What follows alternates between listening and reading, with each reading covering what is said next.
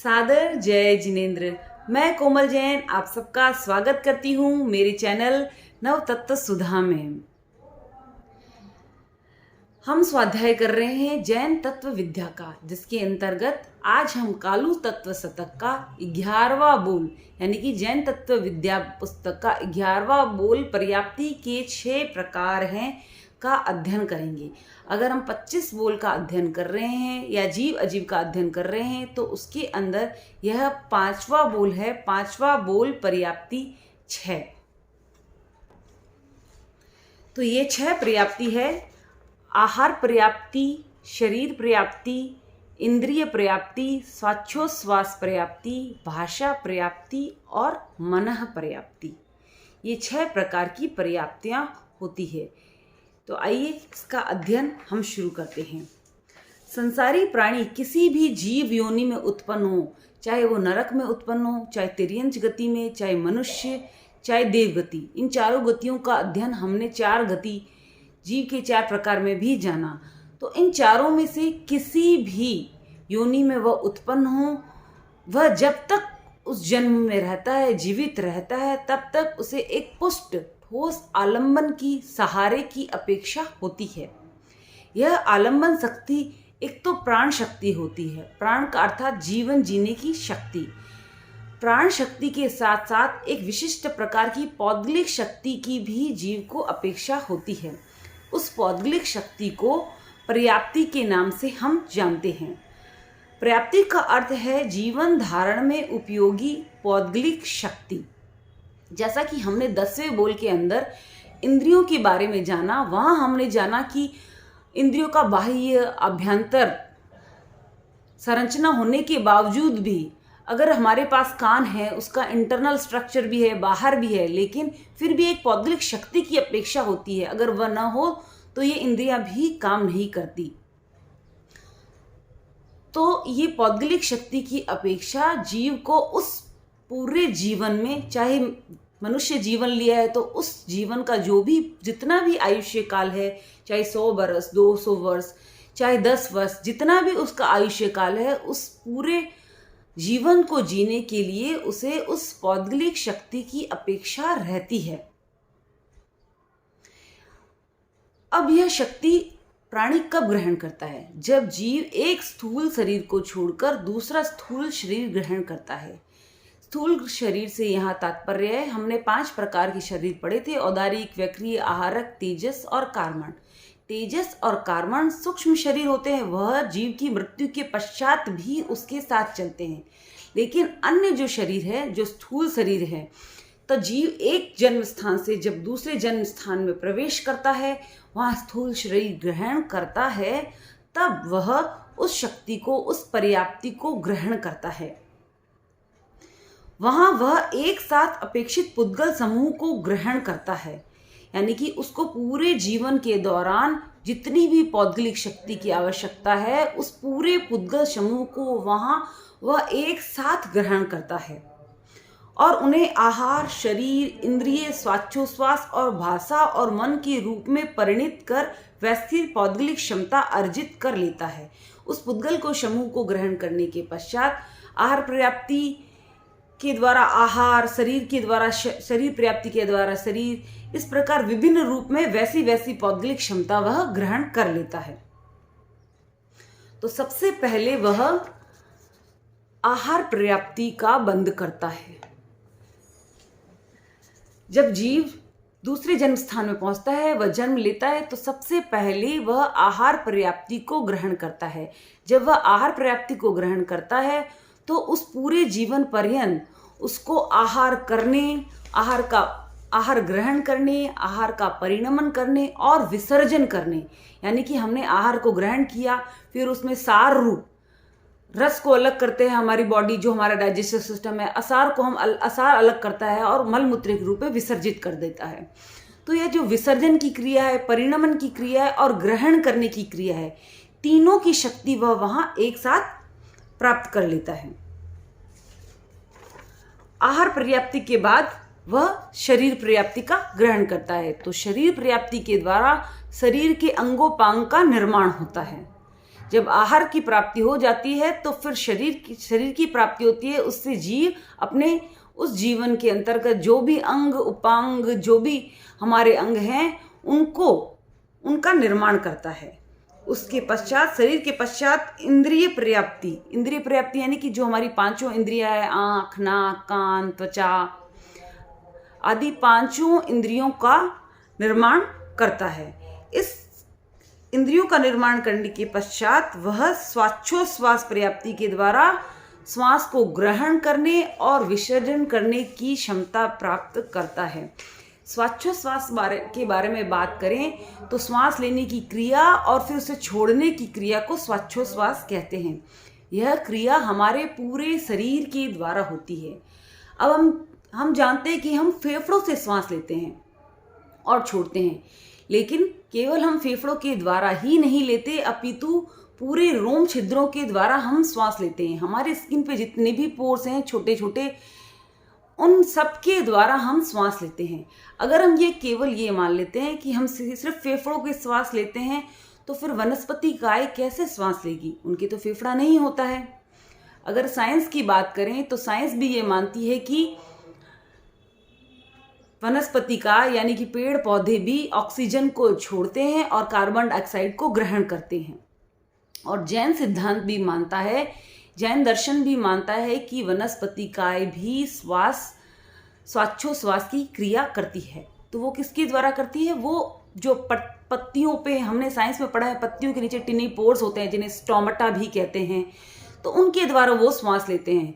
तो हर जीव के अंदर, चाहे वो द्विंद्रिय हो, त्रिंद्रिय हो, चतुरिंद्रिय, सब में श्वास लेने की और छोड़ने की क्षमता वो स्वाच्छोश्वास पर्याप्ति से पूर्ण होती है। उसके द्वारा वह श्वास लेने और छोड़ने की क्षमता प्राप्त करता है। स्वाच्छोश्वास के बाद भाषा पर्याप्ति का बंध होता है। भाषा के द्वारा वह जीवन पर्यंत भाषा योग्य पुद्गलों को ग्रहण करने और विसर्जन करने की क्षमता प्राप्त करता है। भाषा के बाद मनः पर्याप्ति के द्वारा वह मनन करने, चिंतन करने योग्य पुद्गलों को ग्रहण और विसर्जन की क्षमता प्राप्त करता है।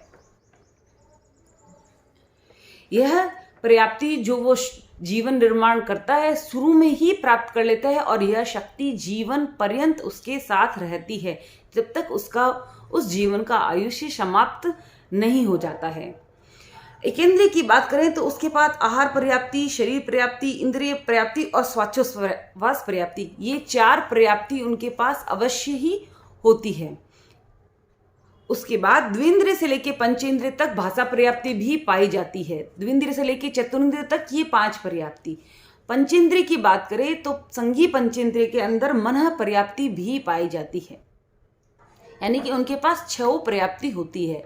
देवताओं के पास 5 पर्याप्ति होती है, लेकिन भाषा और मन उनमें एक ही होता है, इसलिए 5 पर्याप्ति गिनी जाती है, कही जाती है, लेकिन उनके पास भी ये 6 पर्याप्ति होती है। इन 6 पर्याप्तियों को हम एक एग्जाम्पल के द्वारा भी समझ सकते हैं।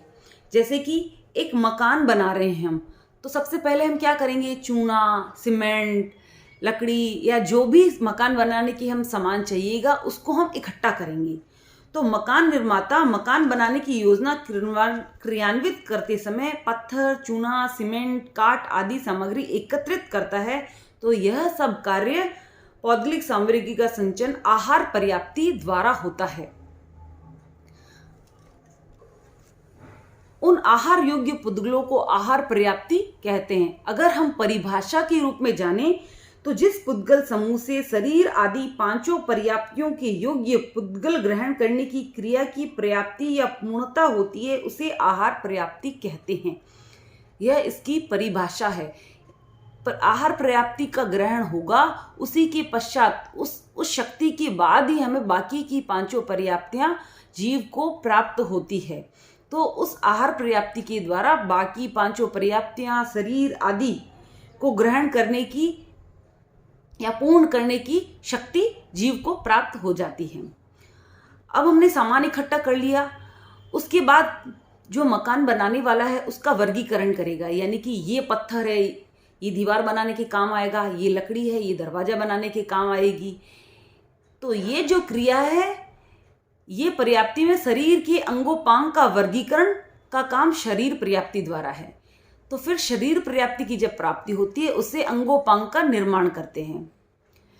फिर मकान बनाते वक्त उसमें हवा, प्रकाश, प्रवेश निर्गमन हेतु आने जाने के लिए द्वार, खिड़कियां आदि बनाई जाती है। जब हम मकान बनाते हैं तो हर रूम में खिड़की बनाते हैं, आगे से आने का दरवाजा, पीछे से आने का दरवाजा, इस प्रकार हम कहीं रोशनदान, इस प्रकार हम भांति भांति आने जाने का मार्ग का, हवा पानी का जो हम सुविधा करते हैं, तो उसको अगर हम समझें तो इंद्रिय पर्याप्ति, स्वाच्छोश्वास पर्याप्ति और भाषा पर्याप्ति, इन तीनों पर्याप्तियों के रूप में हम समझ सकते हैं।